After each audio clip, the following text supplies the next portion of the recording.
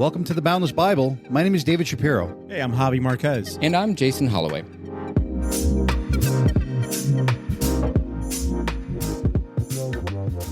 We are so glad you joined us at the Boundless Bible. Today, we have a very interesting topic that we're going to be talking about. So what I see a lot of people do is they try to predict why God is putting them through something. So they go, God, why are you putting me through this? God, what's your message? What am I supposed to learn from what I'm going through right now? And the harsh reality is, at least in my perspective, is sometimes the message isn't for you. You're just one of the people in the story. Oof. And that's a hard reality to get because everybody is very person-centered. They're very self-centered. Yep. And they want to be part of all the stories and go, if I'm going through this, there has to be a reason I'm going through this tough time. It has to be for me, for the benefit. Everybody wants to be the main character. Absolutely. And sometimes you're not. Yep. So I kind of want to bring up the story of Joseph. So this is Joseph, not the father of Jesus. This is Joseph, the son of Jacob, one of the 12 tribes of Israel, one of the sons that became the 12 tribes of Israel. And this is somebody who has a pretty interesting life. It's pretty tragic, actually. He has these dreams. He's the favorite. He's the favorite one. Yeah. He's given this beautiful coat, his robe. Technicolor, as people say, although the Bible actually says striped. And it is this story of how he is not embarrassed to tell about his dreams, and not that he feels he's better. He's just having these visions and these dreams, and he's telling his family about them. And you think that this is a safe place for you to say it. But his brothers are becoming very jealous. This is the favorite one, and now he's having dreams of them bowing down to him, and they're getting very angry. So what do? They start to plot against him. Right. What are they going to do to get rid of him? Are they going to kill him? Are they going to put him in a hole? What are they going to do? And they ultimately end up selling him. Which is crazy. So, I mean, at that time, I guess it makes sense.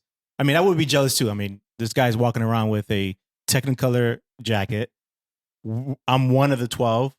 Why is he favorite? Why not these later half of the sons that he had are favored? Yeah. This one out of the 12 is favorite. That's kind of, I would be jealous. Well, and I think I was reading about it this week, and the couple notes to make are that Jacob would have been the provider for all of them, so they would have all had a jacket. But they would have all had a coat. They all would have had the coat. But Jacob gave Joseph an extra one, and it was a little extra ornate, which in the culture would have meant that he was the inheritant of all of Jacob's things, despite the fact that he wasn't the firstborn, and Reuben was. So I think that puts a little more context to the story as well. It's not just that they hated him. It wasn't just that he had these visions. It's that he was going to get the inheritance that he wasn't meant to have had. Right. So, which I think is important, because now they didn't just dislike him. Like, this wasn't like, I hate you. Like, no. I really hope you get boils. It's like, I literally want to sell you off into slavery. And before that, and by the way, that was the better of the plots. Yes. The first plot was kill him. Kill him. Yeah. The first plot was kill him. And then they were like, and then Reuben, the firstborn, was like, how about we just stick him in a hole? We'll go back. We'll tell daddy's gone. Have him freak out a little bit. We'll come back. We'll save him. And then we're going to be in the good favor too. So Reuben actually had kind of a decent idea. And then while Reuben... premeditated, man. Totally. Super premeditated. Good call. And so as he's walking away, as Reuben walks away, they end up going, what if we sell him? Yep. So Judah recommends to sell him. Right. And that ends up happening, and he gets sold. And goes to Egypt, and he is a servant, and then he's thrown into prison, and he is in this state of whether servanthood or in prison for 13 years. Yeah. And through that, he's having visions again, and he's determining what dreams mean, and it's something that is actually a gift of his. And then the Pharaoh has a dream, and he's able to determine what that dream means, gets high praise from Pharaoh, and then becomes the second in charge, the vizier, the prime minister of Egypt. So we look at this and we go, a lot of people look at the story and they say God uses evil for good. He uses the bad for good. And we hear it all the time. And I'm not saying that that's not what's happening. God will absolutely use something that is meant for bad for something for good. And that's what we're seeing in this story. The thing is, though, what's interesting to me is all of these bad things are happening to him. He ends up marrying. I mean, this is somebody who he gets removed from his home. from his loving family, Yeah. from his father who loved him so much. his Where are brother. they again? Hmm? Where are they? Who? They were what, in Canaan? Who's they? The family? Yes, the Yes. family of Joseph was in Canaan. And then Yes. they went to Egypt. Yes. They sold him he went to Egypt. So he's in Yeah, Egypt. yeah. He's removed from his house. He's removed from everything he knows. He's brought to Egypt. Forget about servanthood and prison, but he is there. Then when he gets elevated, he's still in a foreign land. Yeah. Where he's not practicing his religion. He's married to an Egyptian, Yeah. has Egyptian children. Right. Even the names he gives them, Manasseh and Ephraim. And Manasseh means causing one to forget. Okay. Mm. Ooh. So he names I didn't his know son, causing one to forget. The other one is fruitful or productive. And you have scholars who go, hey, I've forgotten my troubles and I've been fruitful in my land of suffering. So that's why he named him, because he's forgotten his troubles. Right. And he's been fruitful in this land. But I happen to think that, listen, he didn't know all of that yet. He named his kid trying to forget. Right. He's causing one to forget. I think this is somebody who had a really tragic life. But here's the turn. Here's the twist. Through all of this, I don't think this story is about him. Mm. I don't think that this was intended for, if he's one of those people who says, God, what are you teaching me? Why am I here? What are you doing that I'm supposed to learn from this? I don't think the story is about him. I actually think about it. It's his brother, Judah. Dun, dun, Oh. dun. Okay. Explain. Okay. I thought maybe you were going with it's not about him. It's about more the bigger picture of Israel and the tribe of the Israelites, and just the coming of that, of like, so for instance, right, Joseph, he helped out with so many things as a second in command Mhm. to set up for what's to come.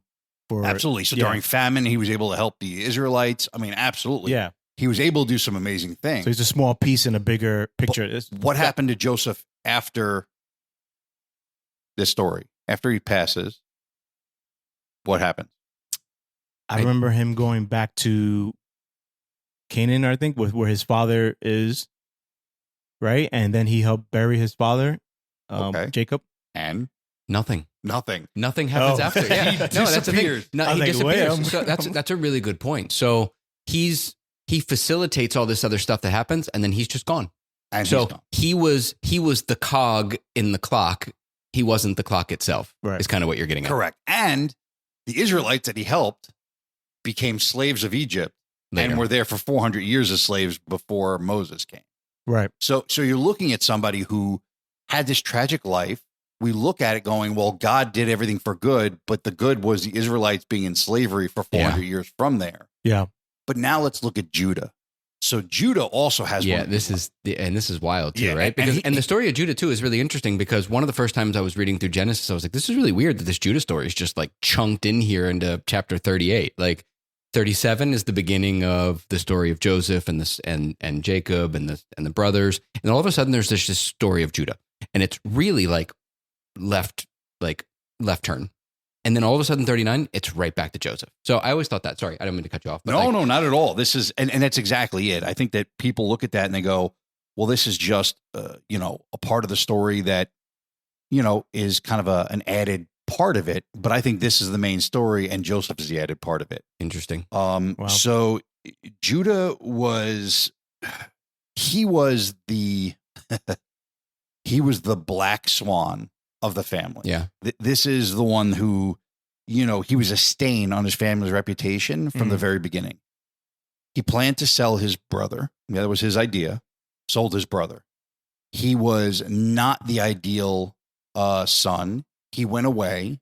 He got married to multiple people, had different women that he would be with. Oh, really? Absolutely. And then ends up having a chance to do the right thing with his daughter-in-law, Tamar. Yep. Tamar. Yep. And he doesn't do the right thing. And then she tricks him by pretending to be a prostitute, which, of course, now that means that he went to a prostitute. So there's all this stuff that Judah was doing badly. Interesting. Can I say, this is probably an unpopular opinion, but Judah was a little chip off the old block of Jacob, though, wasn't he? I mean, Jacob didn't start his Jacobness as goodness. Jacob started off as doing a bunch of this stuff too, right? Like he cheated, he stole, he tried to steal the birthright. He did steal the birth, like all the stuff that he did wrong. Judah just happens to be another chip off the old block there. Yeah. And that's the what it leads to, and it's incredible. You just kind of pointed that out. It does help you follow the story, though, doesn't it? Like now you've got all the story before that is about Jacob, even though Esau was part of that story. Then it went from Esau and Jacob to Jacob, and it was really just Jacob's story. And then it turns into Joseph's story for a second, but then it turns back into Judah's story. Absolutely. And then it goes on to basically be Judah. And Judah, what happens if you look at Judah's, and then if you look at Judah's lineage, Judah actually has direct lineage to King David, to Jesus. Right. Yeah.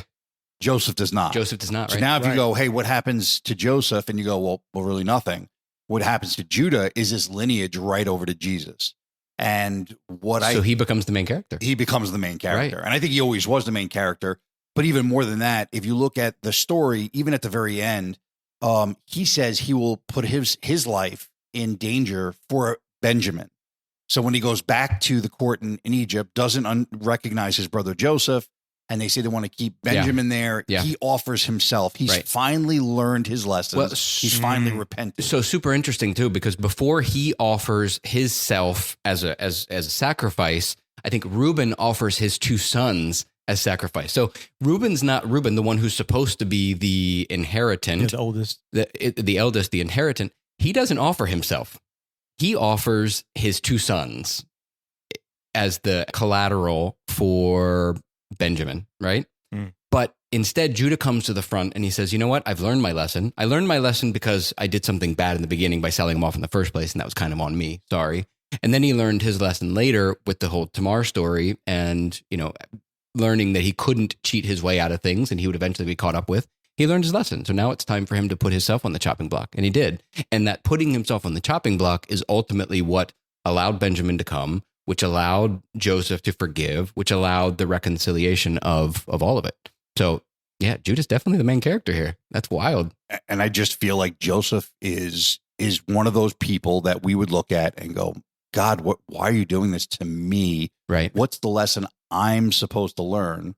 Now, there's always lessons for all of us to learn, but he's not the main character. Right. And I think sometimes when we look at ourselves and we look at God, we go, God, why are you allowing this to happen to me? I think we have to look bigger and go, maybe it's not about me. Not about me. That's maybe the story is about somebody else. Maybe I'm supposed to go through this to help somebody else down the road. Right. To reconcile somebody else. It's supposed to be a humbling story because we unfortunately spend most of our life not humble. Right. We are focused inward and to focus outward, even when we're going through the worst things in the world, servanthood and prison and being removed from your family and all of that, to still know that it's about somebody else. That's a hard pill to swallow. Right. Yeah. I mean, humility is not it's not the first trait in our nature, is it? Right. We tend to want to be the first in line. Yeah, we want to be first. We put ourselves first. And this is a great story, a reminder that humility and selflessness is really how you serve. And that's what I get out of it when I read this about Joseph. I get that, the surface of like what Joseph gone through, how he was raised up and imprisonment, and then how he helped out for the future with the famine and stuff like that. That's how I see the story. Just never thought about Judah being the main character. I never thought about even anybody being the main character, but it's kind of interesting what you're talking about. I don't know. Honestly, I would have thought that Joseph was the main character. Joseph in the Technicolor coat's like one of the biggest Broadway things, right? Like, so it tends to be the one that gets the attention, but nobody ever stops and goes, let's tell the story of Judah.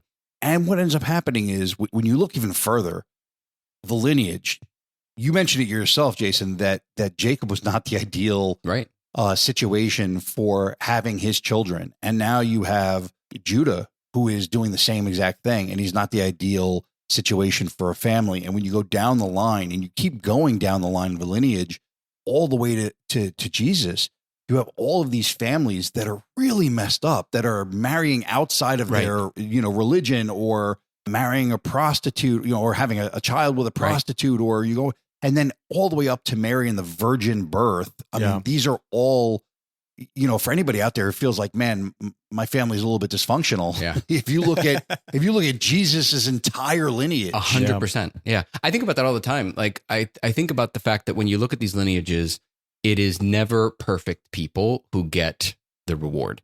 It's the really broken people, in fact, who eventually either humble themselves, right, or the really kind of selfish people who become selfless, or the, people who hurt.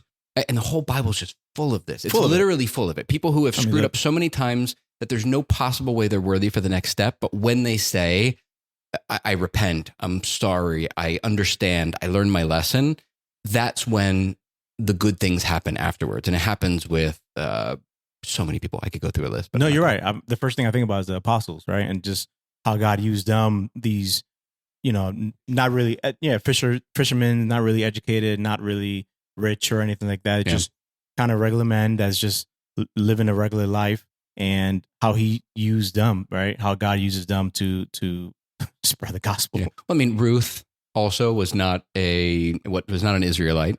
Yep. And then she marries Boaz. Yep. Like there's so many of these stories that it's just, it's the constant thread through the Bible. If you really just take a 30,000 foot step back, you go, the Bible is telling you one simple thing. You're not perfect. You're not going to be perfect. Don't wait for yourself to be perfect. Commit, repent, become better, and show that attention to your next step. Show the focus on your next step. Show that you're committed to getting better in the name of what is good and what is godly, and you're going to get what comes after that. Yeah, it gives me hope, knowing the fact that God could use me where I'm at and who I am now, or who I'm going to be. And just, the fact of just being submissive, being humble. Yeah. I could be used by God in so many ways for better, for the good, not only for now, but for the future. One of the things when I first came back to the church that has given me probably the most hope, or the most grounding, is that everything I've gone through in my life, and all of my time away from the church, and all of my negativity that I lived through, and all the things that I put myself through, honestly, it was mostly me putting myself through it, for what it's worth. But all of that isn't in vain. It can help me connect with somebody else in the future who's walked away from God, somebody who has gone through these things, somebody who has self-deprecated and fallen into fully fleshly and sinly ways. Like, hey, I've been there. Yes. I know where you're coming from. Like, I know where that next statement is going to be. I know where that aggression is going to come from when somebody says this statement, and I'm prepared for it. And I know where it comes from. And then you'll be part of somebody else's story. Right. Where at that moment, it's not about you. Right. It's about helping somebody else. And I think that this is really what that story is about. And for me, just as a side, Judah, the real name is Yehuda. Mm-hmm. That's where the Hebrew name is Yehuda, which means praise or to thank. Okay. And I'm so thankful for Judah having this part of the story. Yeah. To just show us that it's not always about us. Yeah. That we are part of a huge story. A huge story. We are a stitch in this beautiful masterpiece. Yeah. But sometimes it's okay if it's not about us. Sometimes it's okay to go through some hardships for somebody else. We're still called to love. And I'm so thankful that we get to do that together. I also heard somebody say literally today, in a men's prayer group, somebody brought up the Joseph story, and that he was reading a devotional, and it said that the other thing to learn about the Joseph story is that God isn't going to stop bad things from happening to you, but he'll be there with you if they do. Mm-hmm. And I thought that was a really poignant way to look at it too. Like, Joseph isn't the main character here. I think we've established that. Judah is.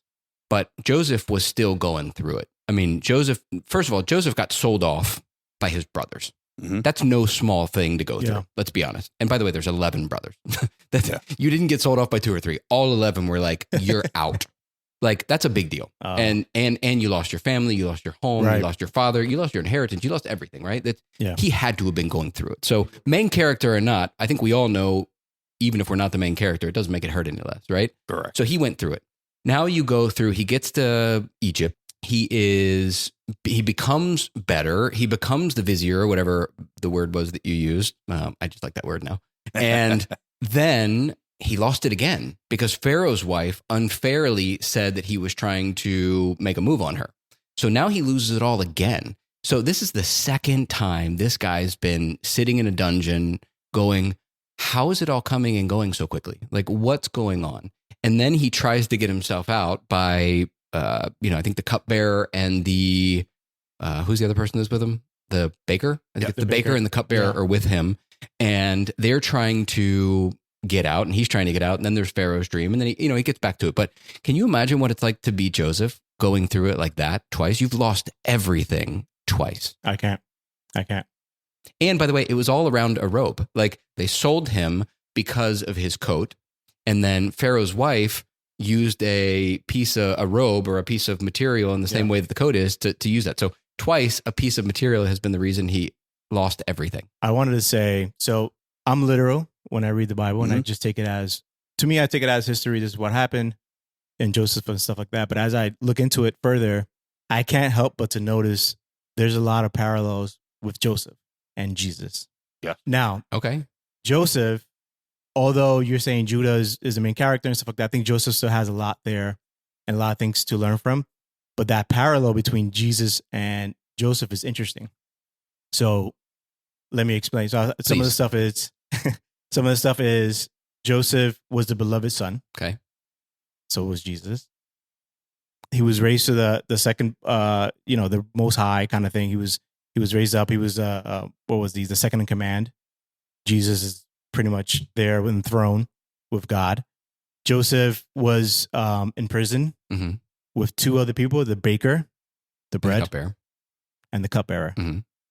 So, and I think through like the dreams cross. that he had, one of them was going. They were both going to different places. One was.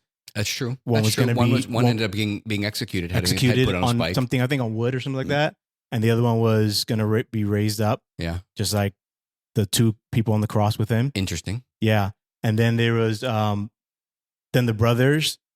All the brothers didn't. The Israelites, right? This is the tribe of Israelites. The Israelites, right? Yep, that's true. Correct. They didn't like the brother. They didn't like the Joseph. They didn't believe in him the way Jacob did with Jesus, okay. right? There was some. They were all jealous, and then there's also the famine, the bread of life, right? That he kind of offered this bread. He helped people out with food. Okay. So there's probably some other ones, but those are some of the ones that kind of stuck out to me. How similar was his life to Jesus and how he walked. I thought you were going to go to, he was all those things. He was in the dungeon with the cupbearer and the baker. The baker. And then he ended up being re-exalted to his position again. Right. I thought that's where you were going with that. Yeah, he was raised up to... He was raised back to his position. He was raised after that. Yeah. It's interesting. Yeah, it's interesting. I don't usually go there, but I did notice that, and I think it was just kind of interesting. And I think it's good for us as Christians, or just to see God all over throughout the Bible. Well, the patterns, right? The patterns, like that. That's the thing. We were actually talking about that the other day. The thing is that God is consistent. God is consistent, and this is another example of his consistency. Like there is a character, and that character has certain situations happen around them, and they're meant to teach lessons. Doesn't mean they're not literal. Doesn't mean they didn't happen exactly the way they did. Right. But maybe they happened in the way they did, so the storyline could be extrapolated into all these other meanings as well. And the fact that it's consistent, there's probably something there. I don't know what it is, but there's probably more to that. Yeah. There's also some scholars who actually compare Joseph and his colored coat to Revelation. I know Revelation is one of those topics we don't get into very often. It's not talked about very much, but there is actually, listen, everybody is all intertwined in this huge story of creation and Christ and God. So I definitely would say, absolutely, I think Joseph has a connection with Jesus. I think that we know Judah has a connection with Jesus being in his lineage. Right. So there's definitely, listen, was the 7 connections to Kevin Bacon? Is that what it is? Right. Yeah. I definitely think 7 degrees. Yeah. There you go. 6 degrees. Yeah. 6 degrees to Kevin Bacon. I think this is one of those things where I go, we are all connected. Right. We're all connected under God. So I think it's beautiful. I think, yeah, you definitely can see Joseph. And when I say that sometimes the story is not about you, I don't mean to take away from the fact that, for sure. Hey, this story has nothing to do with you and you're just suffering for no good. No, there's actually, there is always a place and always a reason why things might be happening. But sometimes that reason is for somebody else's benefit, it's somebody else's help. Yeah. And I might even add to that too. Yeah. Like I wonder how many times in my life I've said something to somebody that affected them in a way where they went off and, changed things in their lives because of those things. And I never knew about it. So whether I'm the main character or not, which I don't think I am, by the way, but I'm the main character in my life. I'm not the main character in the story. Maybe that's the way to put it, right? that's a great way. Yeah. So, but it doesn't mean that I'm not a secondary and tertiary character in other people's stories. Yeah. You can be the catalyst for somebody else's. Absolutely. Right. Without having, and by the way, you'll never know. It's not like a video game where it's going to be like, how many people have you helped? Like I wish it was, but, a lot of times you don't know when you help somebody. So you have to accept the fact that that you doing good is doing good. Yeah. And sometimes God allows you to see that, and which is a beautiful thing when you start to see your effect positively on people and God allows you to see that. That's also a blessing in itself. That's just a gift, right? I missed the biggest part of it, which is kind of interesting, which I haven't seen this anywhere else in the Bible besides Jesus, though, is they sold Joseph for 20 pieces, 20 shekels? Yeah, 20 shekels, where Jesus was sold for 30. Well, clearly Saying Jesus is worth more. I mean, obviously you're sold to save, you're sold to slavery for a certain amount, but he was sold to slavery, and it was very similar as far as the shekels. Just saying. I think look, honestly, I think the idea of being sold in general is an allegory of itself. Okay. I mean, you buy and sell things that are worth things. So by buying something or selling something, you're saying what's worth more to me. And what the brothers were essentially saying is, I would rather take your money than have his life. So your money is worth more. It goes back to that whole fleshly versus spiritual debate that we've hinted at a million times. Like, people are more interested in the now, the tactile, I'm holding it in my hands now, than the thing that's coming that I can't see, or the relationship of the spirit that I can't see. And in the case of Joseph, that was, I'd rather have your 20 shekels than this brother. And then later for Jesus is, I would rather have those 30 shekels than this God, Jesus. Like, it's just the human nature. Like, I want what I can hold, not what I can't. That's good. That makes me think about perseverance. It makes me think about Joseph, and like how many ways he could have just like maybe ended his life or done different things, going through this process of being sold, being hated, and you know what I'm saying? But not, he persevered through it, and he was graded for it. Right. Well, he was blessed for it too, right? Like, again, he's not the main character, but he was blessed in many ways. Yeah, he was like, blessed in many ways. I mean, he did get to second hand of king, right. Second hand to the king. Second hand to the king twice. Second hand to the king twice. I'll take it. Yeah.